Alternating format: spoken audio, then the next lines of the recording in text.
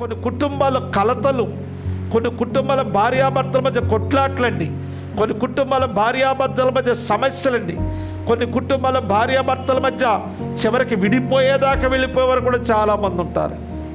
వివాహం చేసింది దేవుడు మనకి కొట్టుకోవడానికి కాదండి, వివాహం చేసింది దేవుడు మనల్ని తన్నుకోవడానికి కాదండి, వివాహం చేసింది దేవుడు మనల్ని కలిసి ఉండడానికండి.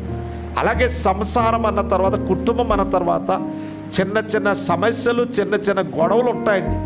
ఉన్నంత మాత్రాన విడిచిపెట్టి వచ్చేయడాలు, ఉన్నంత మాత్రాన భర్తని ఆమెన్ నానా రకాలుగా మాటలు అండాలు, భార్య నానా రకాలుగా మాటలు అండాలు, ఇది మంచి పద్ధతి కాదనమాట.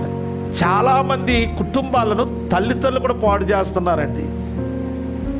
ఒక సహోదరు మన వచ్చి అంటాడు, పాస్టర్ గారు భార్యాభర్తలంతా చిన్న మాట అనుకుంటామండి, వెంటనే వాళ్ళ అమ్మ ఫోన్ చేస్తుందండి, వీడి ఆవిడ పెట్టట్టుకుని వచ్చేయమంటుందండి.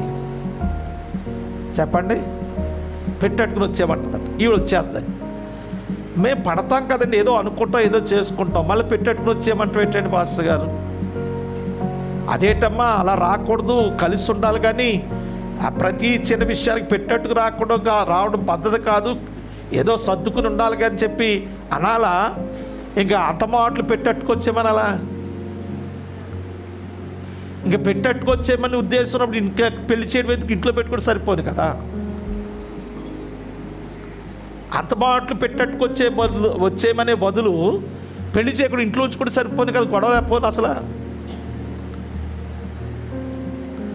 కొంతమంది పిల్లల కాపురాలు సర్ది చెప్పవలసింది పోయి, సరిచేసి పంపవలసింది పోయి, తల్లిదండ్రులే వాళ్ళు ఏం చేస్తున్నారంటే పాడు చేస్తున్నారండి.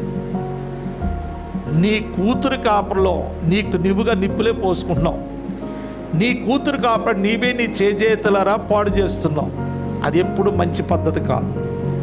సర్ది చెప్పి కాపురం చేయించాలే కానీ పెట్టట్టుకుని వచ్చేమంటే విలువ ఉండదండి. భర్తను అర్థం చేసుకుని భార్య నడవాలి, భార్యను అర్థం చేసుకుని భర్త నడవాలి, పిల్లల్ని అర్థం చేసుకుని తల్లిదండ్రులు నడవాలి, తల్లిదండ్రులను కూడా పిల్లలు ఏం చేయాలంటే అర్థం చేసుకో. మా గురించే కదా వీళ్ళు ఇంత కష్టపడుతున్నారు, మా గురించే కూడా ఇంత ప్రయాసపడుతున్నారు, మా కొరకే కదా ఇంత వాళ్ళు ప్రయాసపడుతున్నారు, పిల్లలు కూడా అర్థం చేసుకోవాలండి.